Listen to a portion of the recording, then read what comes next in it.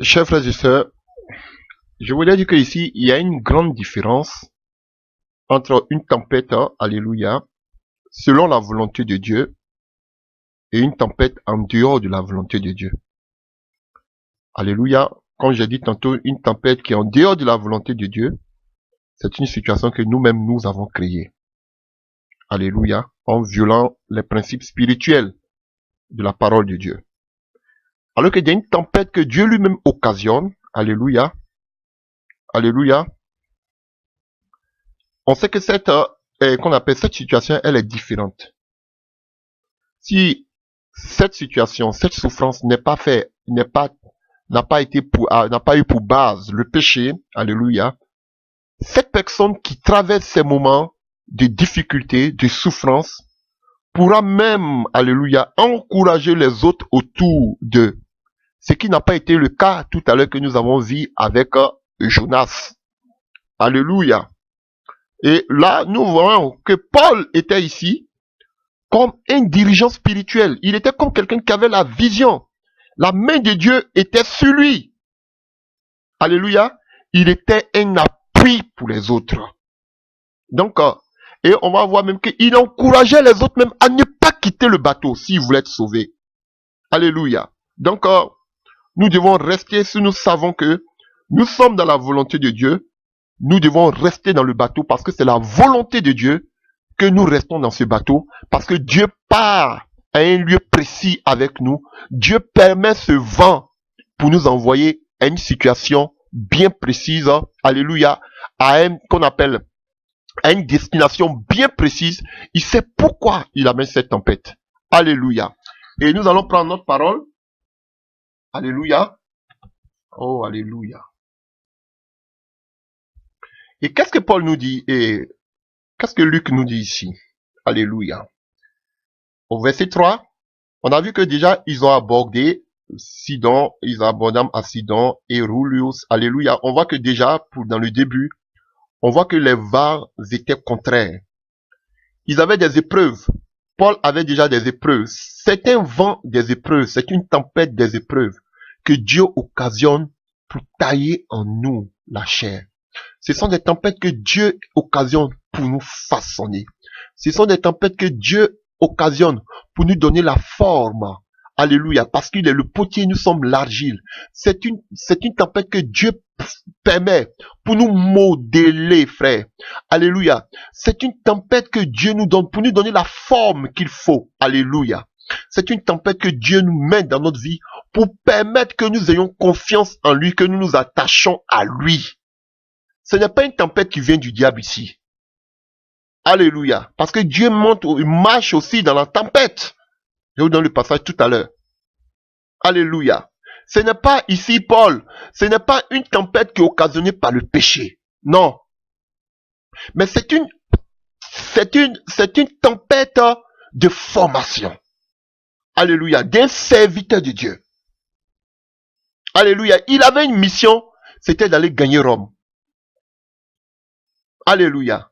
Alors que la tempête qui est arrivée pour Jonas, c'était une tempête de désobéissance due à son péché.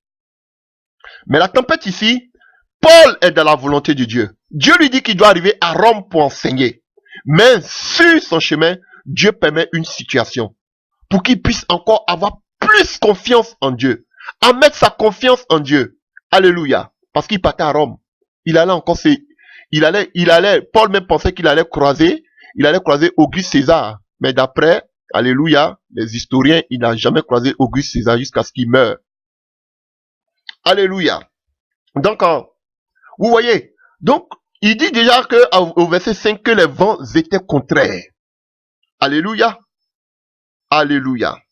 Et au verset 7, il disait que pendant plusieurs jours, nous naviguâmes lentement et ce ne fut pas sans difficulté que nous atteignions la hauteur des cimes. Alléluia. Donc déjà, frère, dans nos vies, quand tu commences dans la marche avec le Seigneur Jésus-Christ, le temps viendra où je parlerai qu'on appelle de la vocation, on va parler de beaucoup de choses. Et l'appel, on va parler de comment savoir que Dieu nous appelle. Déjà, nous sommes tous appelés Alléluia. Mais on va entrer dans beaucoup d'enseignements, Dieu voulant. On va entrer dans beaucoup d'enseignements pour que vraiment les frères et sœurs, les serviteurs de Dieu, tout le monde, alléluia, trouve son compte. Alléluia.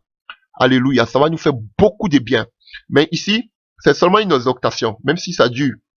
Donc, frère, on voit qu'ici, lentement, les vents étaient contraires. C'est dans nos vies. Mais on voit que c'était des petits vents déjà qui s'annonçaient. Des petits vents dans notre vie chrétienne. Alléluia. Depuis que tu t'es converti, depuis que tu as commencé ta marche avec le chrétien, tu as eu des hauts, des bas. Alléluia. Tu as eu des vents contraires à la volonté de Dieu. Alléluia. Pendant que toi, tu prenais notre chemin, tu voyais un vent qui venait dans le sens contraire. Alléluia. Ça arrive, des difficultés par-ci, par-là. Alléluia. C'est normal. Dieu permet ce genre de choses pour que tu arrives à plus compter sur lui, à avoir ta foi en lui, enracinée en lui. Alléluia. Et au fur et à mesure que ta foi grandit, alléluia, au fur et à mesure que ta foi grandit, qu'est-ce qui se passe? Alléluia. À partir du verset 9, on nous dit quoi? Un temps assez long s'était écoulé et la navigation devenait dangereuse. Frère, tu passes d'une autre étape à une autre étape. Comme un enfant qui passe qu'on appelle de la période de la dentition de lait à manger la nourriture solide. Alléluia. De l'étape du lait à la nourriture solide. Tant mieux pour moi. Alléluia. Donc, vous voyez, il dit un temps assez long s'était écoulé. Et la navigation devenait dangereuse.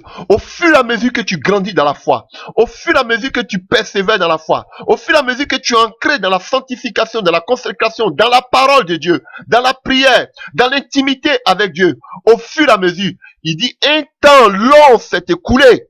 C'est-à-dire que tu es devenu maintenant mature avec l'aide du Saint-Esprit dans la foi. Frère, la navigation devient dangereuse. Parce que beaucoup pensent, je vous dis la vérité, parce que beaucoup, depuis, ils ont fait 30 ans, 50 ans, dans ces temples, dans ces statues de sel, dans ces fosses sceptiques. Et puis vous voyez, ils se disent que c'est toujours la même chose, c'est la nonchalance, c'est monotone. Frère, tu peux pas avoir le Saint-Esprit, ta vie va être monotone. Alléluia.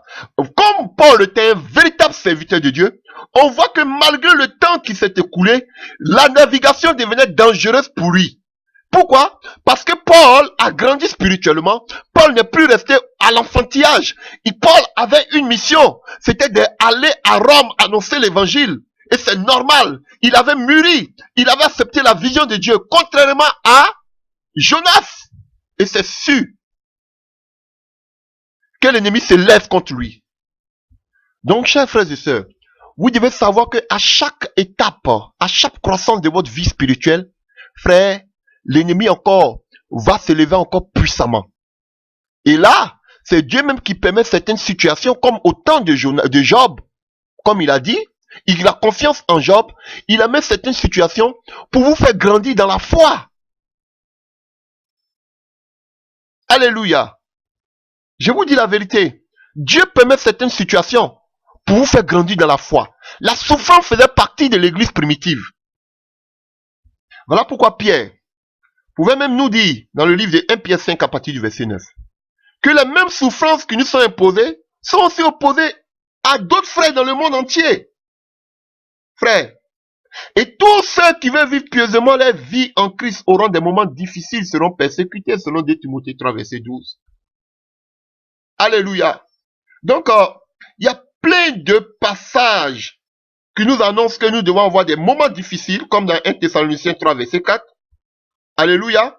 Et comme Paul disait, lorsque nous étions auprès de vous, nous vous annoncions d'avance que nous serons exposés à des tribulations comme cela est arrivé, comme vous le savez.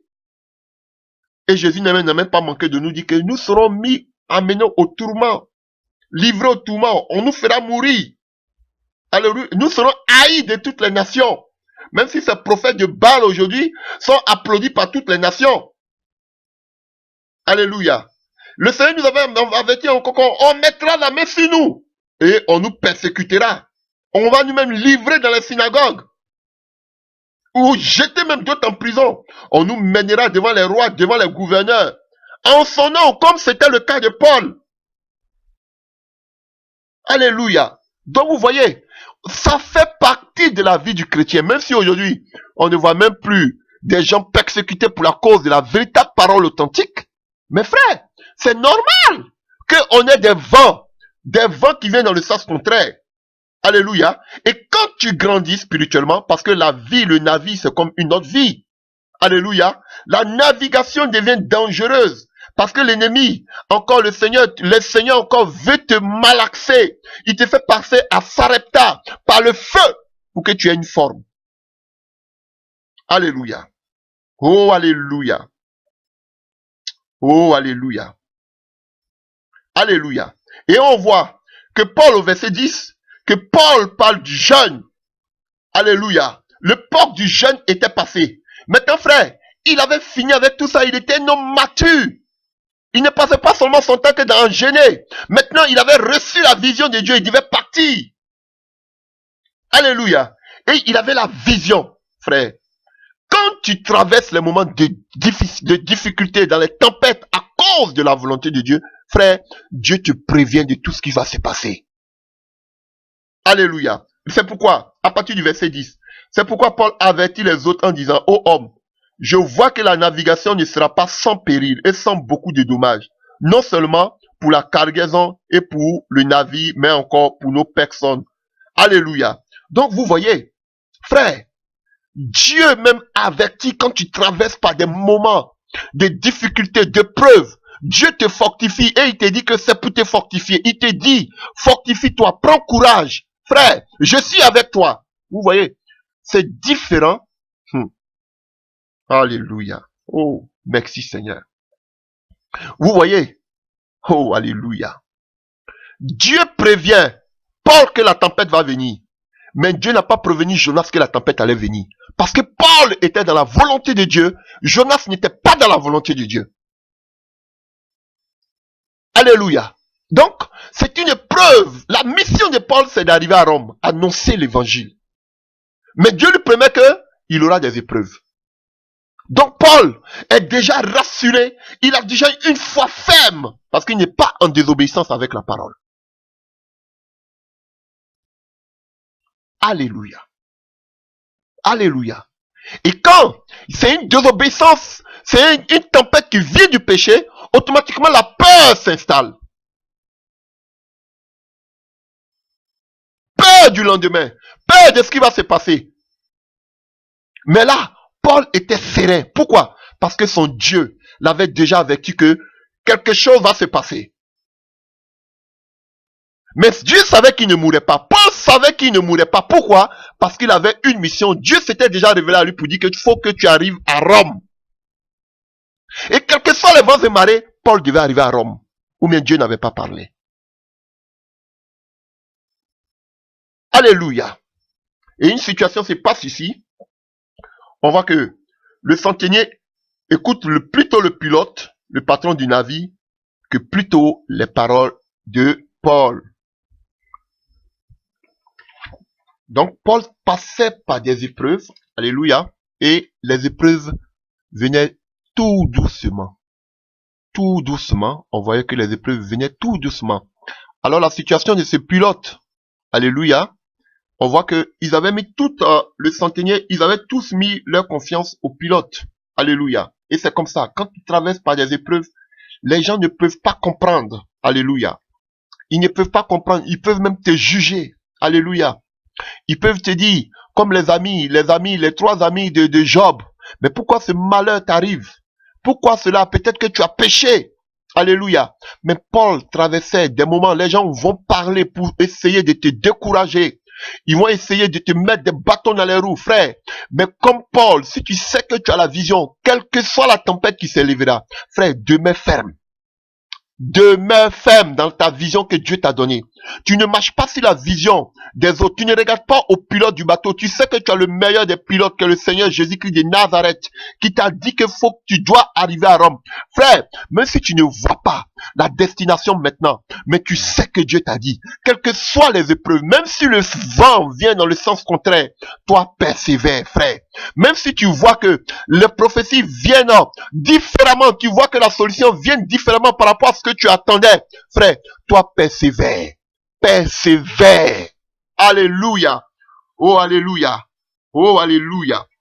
Alors, la Bible nous dit, au verset 13, un léger vent du sud vient à souffler. Et se croyant maître de leur dessein, ils levaient l'ancre et côtoyaient le gré des crêtes. Même bientôt, un vent impétueux. Vous voyez, frère, la grande épreuve va pas arriver comme ça. C'est petit à petit pour que tu sois formé, tu sois prêt pour les grandes épreuves qui vont arriver dans ta vie. Frère, c'est vrai, je vous dis, ne restez pas seulement aux petites épreuves. Au fur et à mesure que tu grandis, les épreuves encore grandissent. Alléluia.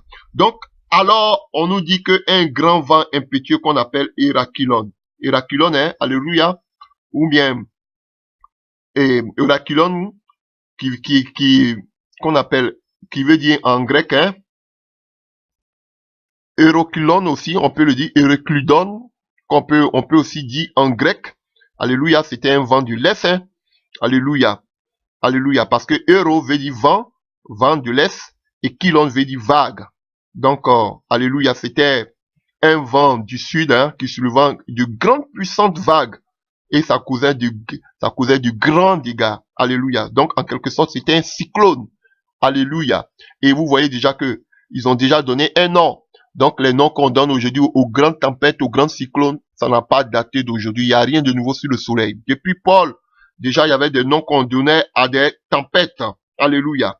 Donc, cette grande tempête va bientôt, alléluia, bientôt s'abattre sur le navire dans lequel Paul était. Alléluia. Donc, vous voyez, frère, la différence entre Jonas, alléluia, on voit que, alléluia, on voit que même Jonas, il payait même le voyage, alors que Paul lui-même, il essayait, alléluia, d'empêcher le voyage de se produire. Jonas, lui, il était la cause de la tempête. Mais Paul, vous allez voir qu'il était le remède de la tempête. C'est lui-même qui donnait les conseils. Alléluia. Alléluia. Et pendant que Jonas, lui, dormait pendant la tempête, que faisait Paul pendant la tempête? Paul priait et jeûnait dans la tempête. Frère, donc, vous voyez, dans des épreuves que nous traversons, frère, à cause de l'œuvre de Dieu, nous ne devons pas perdre espoir. Nous devons toujours chercher la face de Dieu. Dieu permet cela afin, alléluia, de nous former. N'oublions pas que la finalité, c'est d'arriver à Malte. Et Malte symbolise le miel, comme Canaan qui signifie le lieu où coule le lait et le miel. C'était d'arriver à Malte, frère. Mais avant d'arriver à Malte, il y avait des épreuves. Alléluia. Et la Bible dit que lorsque ce qu'on appelle ce vent impétueux, Hérakylon, s'est abattu sur la mer, sur le navire dans lequel ils étaient, alléluia, ils ont commencé à perdre beaucoup de choses. Les cargaisons ont été jetées à la mer. Alléluia. Tous les biens ont été jetés à la mer.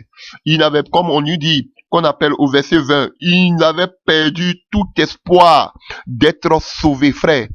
Frère, c'est comme, alléluia, comme on appelle, comme ce que le Seigneur nous dans le livre de Deutéronome 32, semblable à l'aigle qui voltige. Tu sens que tout semble fermé au devant de toi. Tu n'as plus d'espoir. Tu ne vois plus dessus.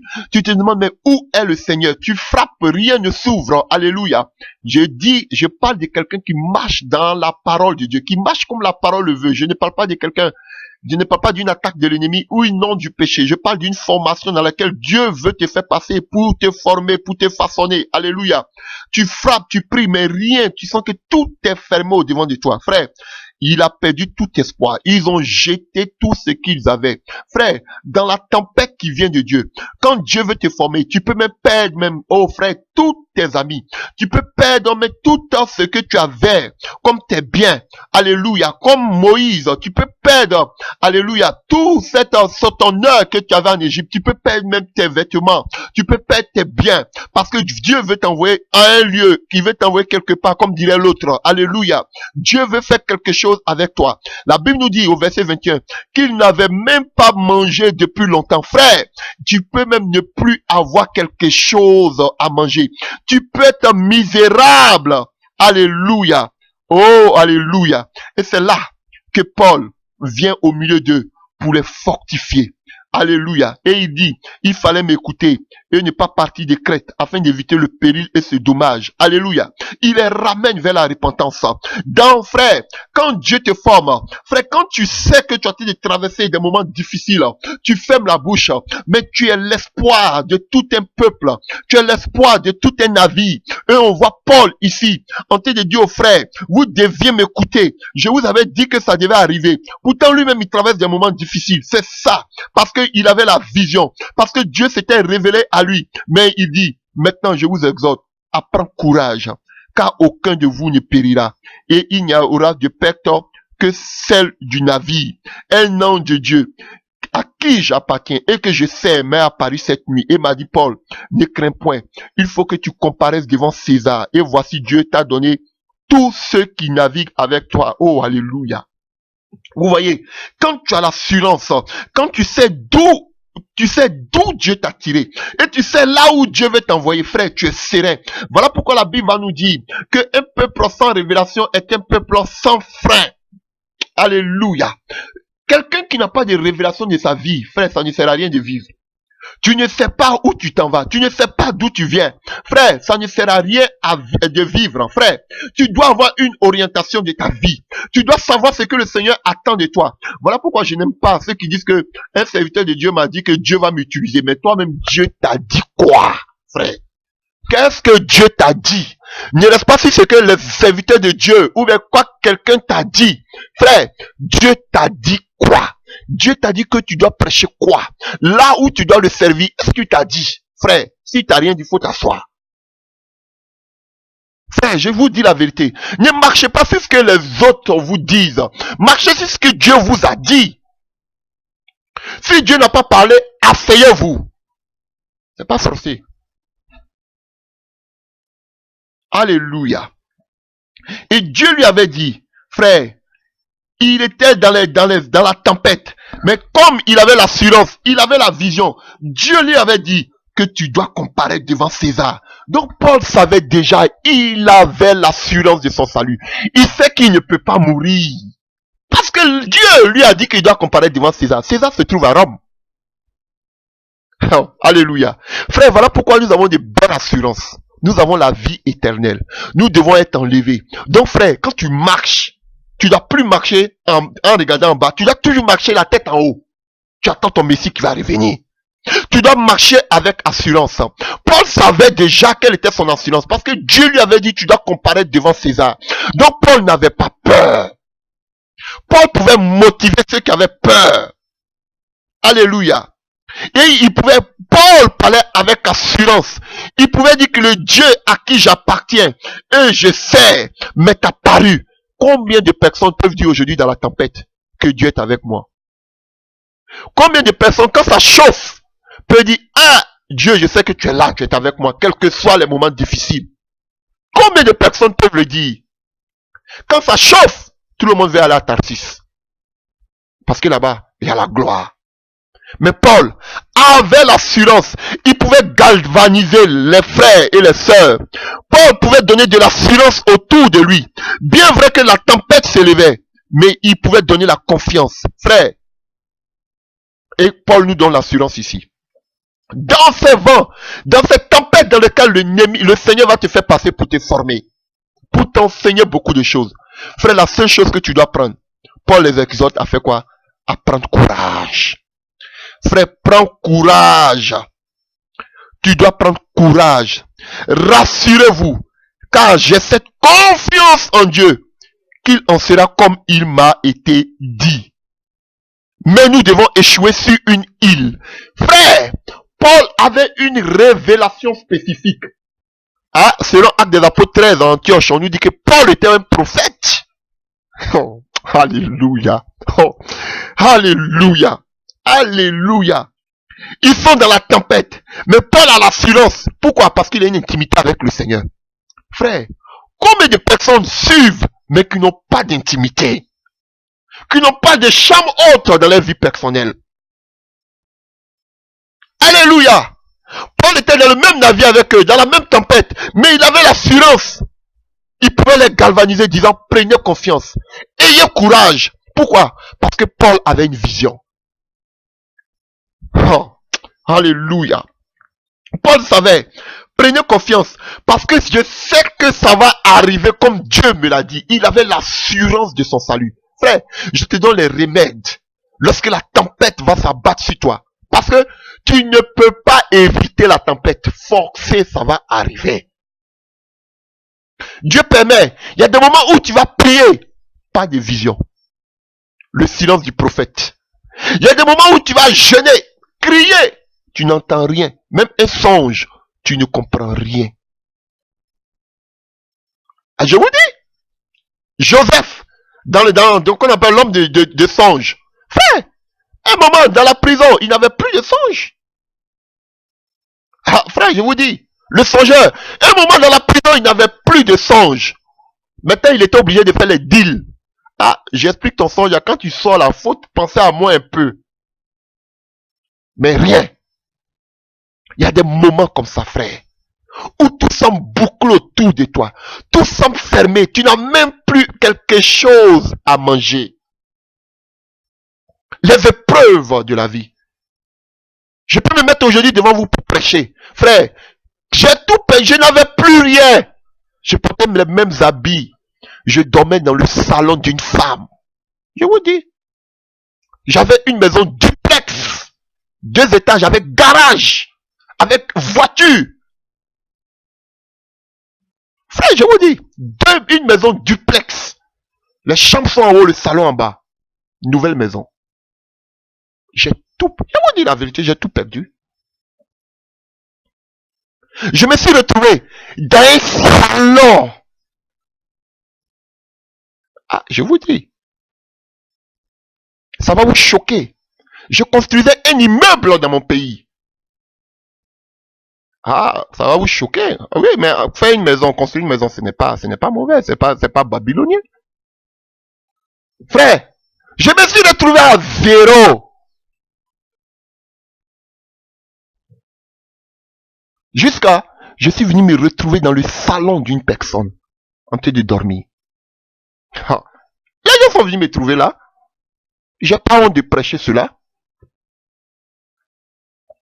J'ai pas honte de prêcher cela. J'ai tout perdu, tous ces genres de choses.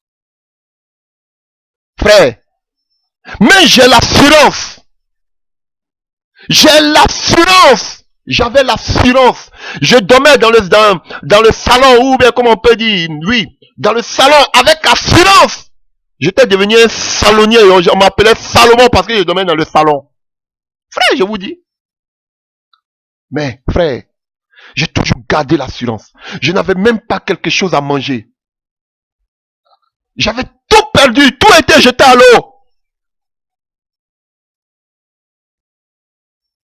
Frère, les épreuves, la tempête par laquelle Dieu te fait passer pour te former, pour te façonner.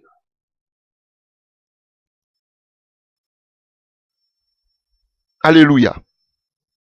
Alors que, dans toute cette affaire, beaucoup qui m'ont connu, ils verront. Peut-être vous vont dire, oui, mais qui a dit qu'on était là? Mais, tout ça, je ne suis pas pressé. Alléluia. J'ai compris. C'est pas les épreuves. Après les épreuves, Job ne pouvait plus encore se poser des questions à Dieu. Il avait vu Dieu. Il avait vu Dieu. Lui-même, il a dit, j'avais entendu parler de toi, maintenant mes yeux t'ont vu. Comme beaucoup entendent Dieu, mais n'ont pas encore vu Dieu. Parce qu'ils ne sont pas... Il fallait que Job passe par les épreuves pour qu'ils disent qu'ils connaissent Dieu. Il a connu Dieu. Est-ce que tu connais Dieu? Il n'y a pas d'appel sans épreuve, frère. Je vous dis. Il n'y a pas de service sans épreuve. Je vous dis, et je le répète, tous mes problèmes ont commencé depuis que j'ai accepté l'appel de Dieu dans ma vie. C'est là que tous mes problèmes ont commencé.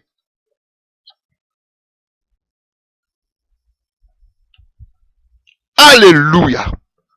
Mais, j'avais une vision. J'avais une vision. Mais aujourd'hui, ces gens qui me persécutent aujourd'hui, eux-mêmes, ils sont venus prophétiser. Quand ils sont venus prophétiser 6 mois encore, je vivais même encore dans la tempête. Ils sont venus prophétiser sur moi des choses que moi-même je savais déjà. Frère, j'étais là. Alléluia. J'étais là. L'assurance. Pourquoi? Parce qu'il avait une vision. Et quand tu n'as pas de vision dans la tempête, tu risques de paniquer. Mais quand tu as la vision dans la tempête, frère, quel que soit, les gens vont se moquer, ils vont plus t'écouter. Comme ici, ils ont préféré écouter les pilotes, les hommes, mettre leur confiance aux hommes, que à celui. On voit Paul, tu es un prisonnier, qu'est-ce que tu peux nous dire? Tu es un prisonnier, tu peux nous dire quoi? On voit ta situation. Regarde comment tu es misérable. Tu vas nous dire quoi? Tu vas nous parler de quel Dieu ici? Tu es un prisonnier, Paul. Tais-toi, ferme ta bouche, on préfère écouter le pilote. Paul a fermé la bouche. Paul était silencieux. Frère, voici une marque d'un homme de Dieu dans les moments dans la tempête. Il pouvait avoir la patience. Il pouvait avoir la patience.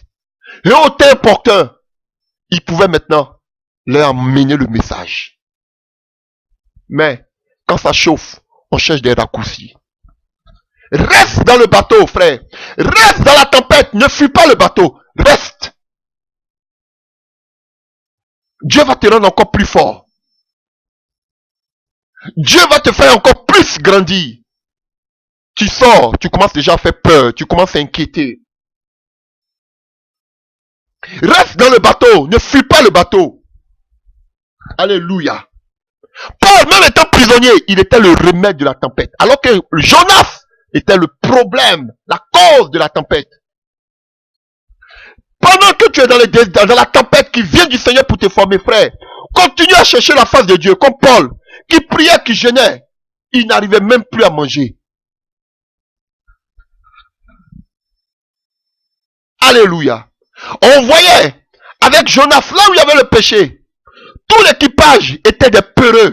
Mais ici, on voit que Paul pouvait galvaniser, encourager tout l'équipage. Alléluia. On voit qu'aujourd'hui, du côté de Jonas, pour qu'on puisse avoir le calme, pour que la tempête puisse se calmer, il fallait qu'on jette Jonas dans la mer. Mais ici, avec Paul, il fallait rester dans le bateau. Frère, une tempête qui vient de l'Éternel ne fuit pas le bateau. Affronte la tempête. Reste dans les épreuves. Si tu sais que réellement ça vient de Dieu, faut pas ça va venir aussi du péché puis tu vas dire que ça vient du Dieu. Faut pas aussi ça va venir de Satan, tu vas dire ça vient de Dieu puis tu vas regarder. Mais si tu sais que ça vient de Dieu, garde le silence. Il y a des gens qui n'ont même plus entendu ma voix. Quand ils ont entendu ma voix, c'est sur l'ordinateur. Je vous dis, frère, on se demandait ce que j'étais devenu.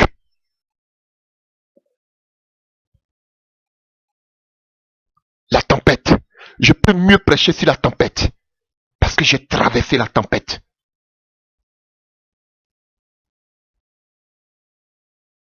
Alléluia. Frère, non. Je peux pas, j'ai tellement de choses à dire. Tellement de choses. Alléluia. Alléluia. Oh, alléluia. Donc, vous voyez. Donc, oh, alléluia. Lorsque tu marches dans la volonté de Dieu, frère, pendant la tempête, tu dois toujours être encouragé. Tu as la confiance. Et il donne avec exactitude. Mais il dit, mais nous devons échouer sur une île. Alléluia. Il avait la précision qu'il devait échouer sur une île parce que Dieu s'était révélé à lui. Alléluia. Et ceux qui ne sont pas appelés à cela, lorsque la tempête va venir, ils chercheront comme les matelots, ils chercheront à s'échapper du navire. Ils chercheront à se sauver. Alléluia. Pourquoi? Parce qu'ils ne peuvent pas supporter cela. Même Paul l'a dit, si vous sortez de ce navire, vous allez mourir. Frère, ne fuis pas. Ne fuis pas. Ne fuis pas du navire. Alléluia. Et là, dans le navire, Qu'est-ce qui s'est passé encore? Alléluia. À partir du verset 33. Avant que le jour parût, Paul exhorta tout le monde à prendre de la nourriture, disant, c'est aujourd'hui le 14e jour, que vous êtes dans la tente et que vous persistez à vous abstenir de manger. Je vous invite à prendre de la nourriture, car cela est nécessaire pour votre salut. Et il ne perdait pas un cheveu de la tête d'aucun de vous. Paul était devenu l'assurance de tout l'équipage. Paul parlait avec assurance, même dans la disette, même dans la tempête, même étant prisonnier. Alléluia. Il prit du pain et après avoir rendu grâce à Dieu devant tous, il rompit et s'est mis à manger et tous les prenaient courage. Frère, il pouvait leur donner la parole du temps, même dans les épreuves. Paul n'avait pas perdu la parole. Il les enseignait la parole. Il pouvait leur donner la manne qui pouvait les faire marcher plus de 40 ans dans le désert. Cette manne cachée. Il a rompu le pain. Le pain qui était la parole. Dans la tempête, il a donné encore du pain, de la parole. Et la Bible dit quoi? Malgré qu'il souffrait, il était dans les difficultés. Mais les gens reprenaient courage parce qu'ils écoutaient une parole pure qui sortait de Paul, même dans les difficultés.